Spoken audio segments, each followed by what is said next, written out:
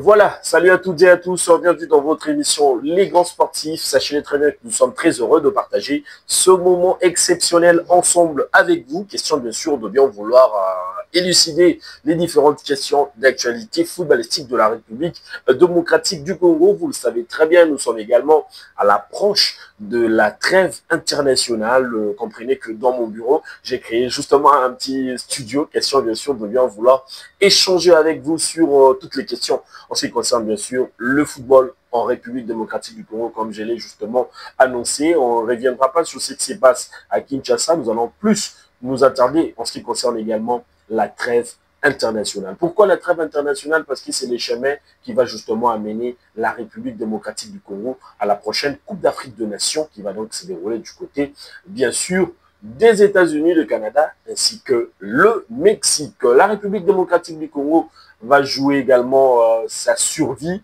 et vous allez comprendre ensemble avec moi que ça sera également un match très important pour le Congolais, un match qui va décider sur le destiné de la République démocratique du Congo en cette prestigieuse compétition mondiale. Vous savez très bien, ça fait justement plus de 50 ans que la République démocratique du Congo n'a jamais participé en une compétition mondiale au nom de la Coupe du Monde et ça reste furieux pour tous les Congolais qui souhaitent justement voir la RDC performer dans cette prestigieuse compétition, surtout évoluer également dans le cursus honorum, comme nous aimons justement appeler comme étant latiniste, la cursus honorum, la carrière des honneurs, jouer les hauts niveaux avec justement les grandes nations du football pour se positionner parmi les meilleures nations sur les continents et sur le monde entier. Comme je l'ai dit tantôt, ou comme je l'ai annoncé dans mon introduction, nous allons justement parler de la participation de la RDC pour ce mini-tournoi de barrage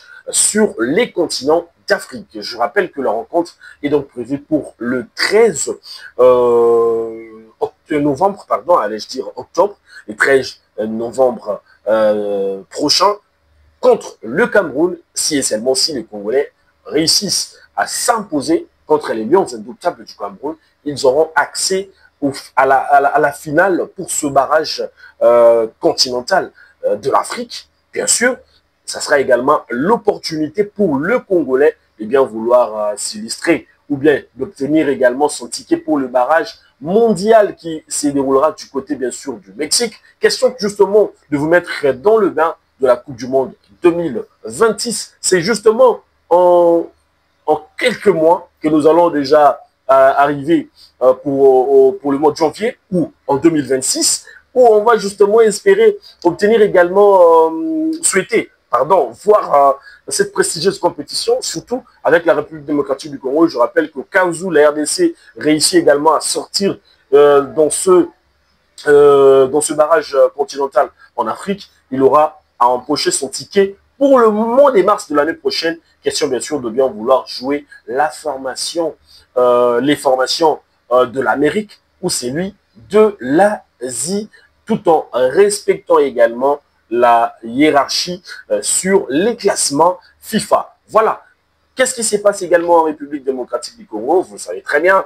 Et après que le sélectionneur Sébastien Desabre a pu publier sa liste avec justement les joueurs qui sont sélectionnés, c'est donc qui sont nouvellement venus au sein de la sélection nationale congolaise. On cite également Mario, on vous cite Balikwisha, on vous cite également Mathieu Polo, qui évolue au sein de la formation de Sondra de Liège, lui qui a été justement annoncé il y a quelques heures au sein de la tanière de la sélection nationale congolaise. Nous espérons que le gars va faire une très belle campagne avec la République démocratique du Congo. Lui qui prend la place de l'expérimenté joueur de la RDC, Dimitri Berthaud. Vous le savez très bien, Berthaud reste, pardon, l'aide gardien congolais qui a justement fait des belles prouesses et de très belles prestations. Quel sujet nous allons justement aborder cet après-midi? Beaucoup d'entre vous se posent des questions. Ouais, qu'est-ce qui est encore venu parler du nouveau? Vous le savez très bien, la toile s'enflamme justement avec le cas Afini Kopouloulou, avec justement un des membres de sa famille. Pour citer également son grand-père, a su également balancer quelques voice, message vocal, si je voulais me permettre de le dire comme ça, sur la toile, question de vous annoncer l'envie de son fils de bien vouloir jouer pour la République démocratique du Congo. D'autres nous parlent également que ce joueur reste également lié à la République démocratique du Congo, mais pourquoi il n'est pas sélectionné avec l'entraîneur Sébastien Desabre? Plusieurs questions et donc, et dans le superficiel, s'il faudrait le dire comme ça, on s'est dit souvent, est-ce qu'il a un problème personnel avec l'entraîneur? Est-ce qu'il a un problème avec le côté administratif? Est-ce qu'il a changé son avis de bien vouloir représenter également le Palancache Negra de l'Angola, là où il est justement né? On ne sait rien de tout ça. C'est vrai, le joueur dans les passés affirmé avoir également des sentiments pour le Congo, affirmé dans les jours passés qu'il a justement de l'amour, il a de l'affection pour les pays de ses parents, joué également avec la RDC. Et nous, de notre côté, on essaie également d'analyser les faits. Est-ce que le joueur a cette envie-là de jouer pour la RDC? Je ne sais pas vous dire oui et je ne sais pas vous dire non. Mais quand même, il y a des signaux qui sont très forts. Vous allez voir dans ces différents réseaux sociaux, il affiche la République démocratique du Congo. Il affiche également sa première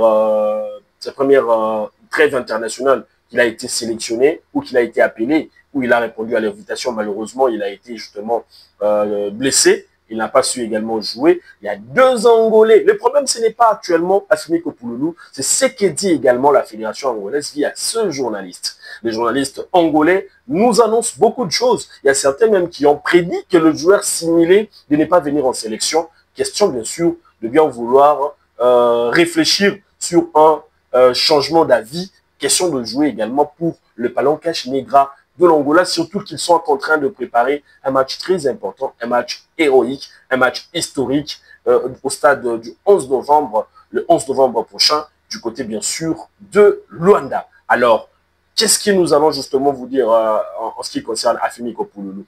Déjà, bientôt là, la liste de joueurs sera également rendue publique pour cette trêve internationale, pour la rencontre bien sûr contre l'Argentine. Je vais également vous le rappeler, c'est 14 millions d'euros pour jouer cette formation des Albis Célestes. Les Palancache Negra de l'Angola vont donc disputer leur match historique avec Lionel Messi. Voilà, Lionel Messi sera justement en Angola après avoir livré un match de gala et a été conduit par le président Ali Bongo du côté bien sûr du Gabon.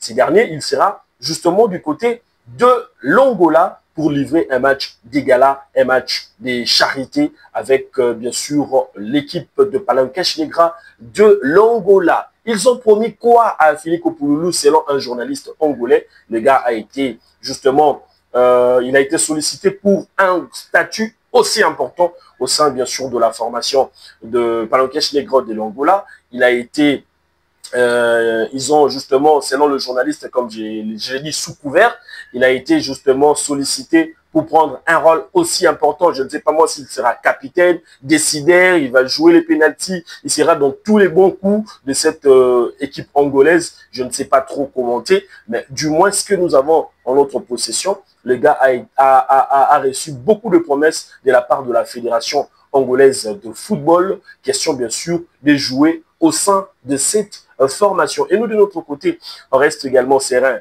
malgré que l'entraîneur n'a pas su également jeter son dévolu sur le joueur. Afimi Kopouloulou n'a pas un problème administratif. Déjà, sur les réseaux sociaux, vous allez voir, son statut a changé. Ce n'est plus un Angolais ou ce n'est plus un Français, les pays qu'il a adoptés ou les pays qu'il a pris la nationalité en deuxième lieu. Ce n'est pas justement un Angolais, il est actuellement un Congolais. Mais nous attendons peut-être les autres informations provenant également de la Fédération congolaise de football association, si et seulement si le gars a un problème pour ne pas rejoindre la tanière de la sélection nationale congolaise. Je vous le confirme qu'il est congolais actuellement. Il possède également le document, il possède également un statut de joueur binationaux congolais. Donc, nous, de notre côté, on peut que se réjouir de ça. Mais qu'est-ce qui se passe dans la liste? On nous informe que son nom pourrait figurer au sein de la liste de Palancache Negra de l'Angola avant, bien sûr, la rencontre du 11 novembre prochain du côté de Luanda.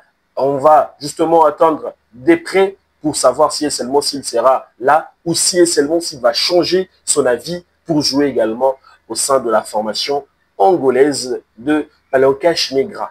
Donc, nous attendons dans quelques jours d'ici peu la liste finale de l'entraîneur Van Bommel, et si Patrice Bommel, excusez-moi, s'il sera justement, il fera partie des joueurs que l'Angola va compter sur eux pour ce match, ou bien pour justement la Coupe d'Afrique de Nations parce qu'ils sont qualifiés pour la CAN. Nous espérons que les choses vont bien se passer. Nous espérons qu'il sera avec la République démocratique du Congo parce que c'est le souhait de tous les Congolais. Et c'est comme l'a dit également son grand-père, que les gars, du jour au lendemain, il avoue qu'il veut jouer pour la RDC. Sachez très bien que nous également, en tant que Congolais, nous avons besoin de lui pour renforcer également la charnière offensive de la RDC avec notamment Cédric Bakambu, Fiston Kalamaele, Samuel Essende. Pourquoi ne pas encore parler des Afini Kopouloulou qui pourrait également bousculer la hiérarchie. Question bien sûr d'avoir un temps de jeu conséquent et c'est être beaucoup plus réaliste. Hein. Vous allez comprendre ensemble avec moi et que le Congo puisse aller encore beaucoup plus de l'avant. Sachez très bien qu'on reste justement ensemble avec vous et qu'on attend également les prochaines informations, les informations assez captivantes pour vous les livrer. Question bien sûr de me mettre dans le bain de cette rencontre que nous allons jouer la semaine prochaine en ce qui concerne bien sûr le barrage de la Coupe du Monde 2026. À très bientôt.